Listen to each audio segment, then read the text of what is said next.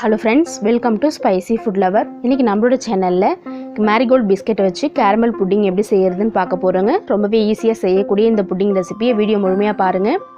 இன்னைக்கு பாத்தீங்கன்னா ஒரு packet marigold biscuit எடுத்துர்க்கேங்க.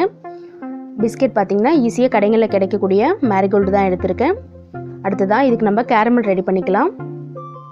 Stove on பண்ணிட்டு ஒரு pan வச்சுக்கலாங்க. 100 கிராம் அளவு சர்க்கரை இதல சேர்த்துக்கறேங்க. தண்ணி எதுமே சேர்க்கல. நம்ம சர்க்கரை சேர்க்கிறதுக்கு முன்னாடி பாத்தீங்கன்னா pan வந்து ஒரு 2 நிமிஷம் சூடு பண்ணிக்கோங்க. அப்பதான் கேரமல் வந்து நல்லா மெல்ட் ஆகும். pan வச்ச உடனே சர்க்கரையை சேர்க்காதீங்க. லைட்டா ஹீட் பண்ணதுக்கு அப்புறமா சர்க்கரை சேர்த்துட்டு இது போல நம்ம கலந்துட்டே இருக்கும்போது சீக்கிரமாவே நமக்கு கேரமல் வந்து நல்லா மெல்ட் ஆகுங்க. நல்லா ஹை ஃப்ளேம்ல தான் வச்சிருக்கேன் அடுப்பு. ஏன்னா லோ ஃப்ளேம்ல வைக்கும்போது கொஞ்சம் டைம் எடுக்கும். ஹை ஃப்ளேம்ல சீக்கிரமாவே இந்த கேரமல் நல்லா மெல்ட் ஆகும்.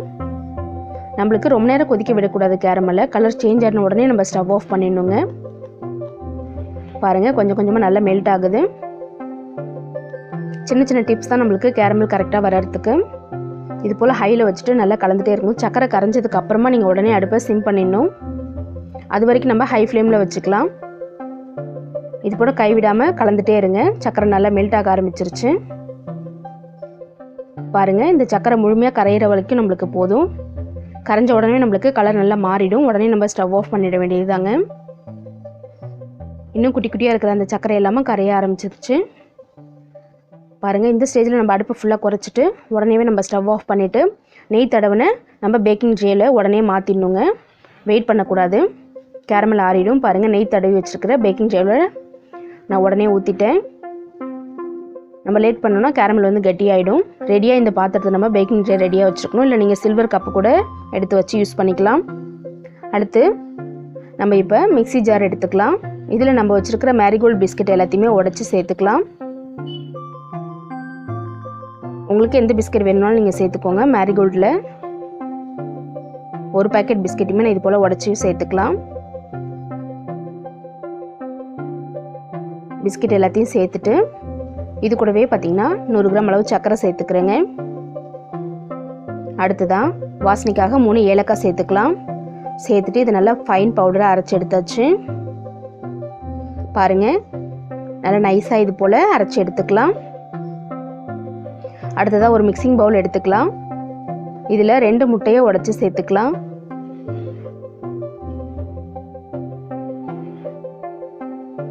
ரெண்டு முட்டை எடுத்துருக்கேங்க.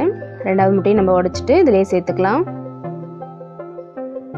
சேர்த்துட்டு இது நம்ம நல்லா விஸ்க் வச்சுட்டு கலந்துக்கலாம். நல்லா இது போல அடிச்சு விட்டுக்கலாம்.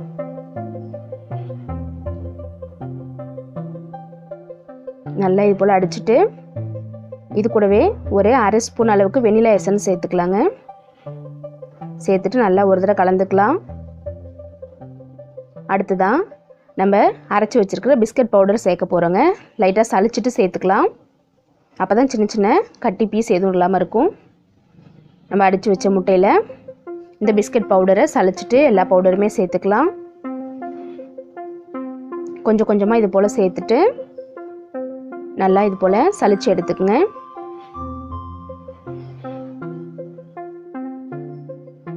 அவ்வளோதாங்க. பாருங்க இது போல் சலிச்சிட்டு நல்லா ஒரு தடவை கலந்து விட்டுக்கலாம். அந்த முட்டையோட நல்லா மிக்ஸ் ஆனதுக்கு அப்புறமா காய்ச்சி ஆற வச்ச பால் சேர்த்துக்கிறேங்க. 3/4 கிளாஸ் அளவு எடுத்திருக்கேன். கொஞ்சம் கொஞ்சமா சேர்த்துட்டு கட்டி இல்லாம நம்மளுடைய பேட்டர் வந்து ரெடி பண்ணிக்கலாம். மீதி இருக்கிற எல்லா பாலையும் சேர்த்துட்டு கொஞ்சம் கூட கட்டி இல்லாம நல்லா விஸ்க் வச்சு கலந்துக்குங்க. பாருங்க நல்லா இது போல ஸ்மூத்தா வரணும். ரெடி ஆயிடுச்சு. இப்போ நம்ம கேரமல் ஊற்றி வச்சிருக்கிற பேக்கிங் ட்ரேல இந்த பேட்டரை சேர்த்துக்கலாம். நல்ல கிறிஸ்டல் மாதிரி ஆயிடுச்சு பாருங்க. நம்மளுடைய கன்சிஸ்டன்சி இந்த அளவு இருக்கணும். இப்போ நம்ம இந்த இட்லி தட்டில் பார்த்தீங்கன்னா உள்ள வந்துட்டு ஒரு ஸ்டாண்ட் வச்சிருக்கேங்க. தண்ணி சேர்த்துட்டு ஸ்டாண்ட் மேலே தண்ணி படுற அளவுக்கு வச்சுக்கலாம். ஸ்டவ் ஆன் பண்ணிட்டு நம்ம ரெடி பண்ண பேட்டரை உள்ள வச்சிடலாம். வச்சுட்டு மேலே வந்து ஒரு தட்டு போட்டு மூடிடலாங்க. அதுக்கப்புறமா நம்மளுடைய இட்லி பாத்திரத்தோட மூடியை சேர்த்து மூடிட்டு இது வந்து பார்த்தீங்கன்னா ஒரு 40 மினிட்ஸ் மீடியம் ஃப்ளேமில் வேக வச்சு எடுத்துக்கலாம். பாருங்க ஓப்பன் பண்ணிவிட்டு ஒரு கத்தி வச்சுட்டு நம்ம இதை வெந்துருச்சான்னு செக் பண்ணிக்கலாம். மெதுவாக மூடிடுங்க, சூடாக இருக்கும். கத்தியில் நம்ம எடுக்கும்போது பார்த்திங்கன்னா ஒட்டவே இல்லை பாருங்கள், நல்லா வெந்துருச்சு. ஃப்ரிட்ஜில் ஒரு 10 நிமிஷம் எடுத்து ஆற விட்டுட்டு அதுக்கப்புறமா நம்ம எடுத்துக்கலாங்க. ஃப்ரீசரில் வச்சு எடுத்துட்டேன் நான், அப்போ தான் நம்மளுக்கு ஈஸியாக வரும். கத்தி வச்சு ஓரங்களை எடுத்து விட்டுட்டு மெதுவாக டேப் பண்ணி பிளேட்டுக்கு எடுத்துக்க வேண்டியது தாங்க.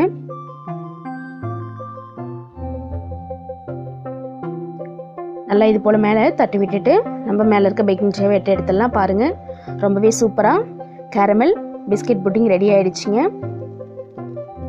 ஈஸியாக ஒரு 10 மினிட்ஸ் போதுங்க நம்ம இதை செஞ்சு முடிக்கிறதுக்கு. மேலே கார்னிஷ்காக கொஞ்சமாக புதினாவும் செரி பழமும் வச்சுருக்கேன். இதே மாதிரி நீங்களும் உங்கள் வீட்டில் பிஸ்கெட் புட்டிங் செஞ்சு பார்த்துட்டு கமெண்ட் பண்ணுங்கள் ஃப்ரெண்ட்ஸ். இந்த வீடியோ பிடிச்சிருந்ததுன்னா மறக்காமல் லைக் பண்ணுங்கள். நம்மளுடைய ஸ்பைசி ஃபுட் லவர் சேனலை சப்ஸ்கிரைப் பண்ணிவிட்டு பாருங்கள். அப்போ தான் நான் போடுற வீடியோஸ் எல்லாமே உங்களுக்கு நோட்டிஃபிகேஷனில் வரும்.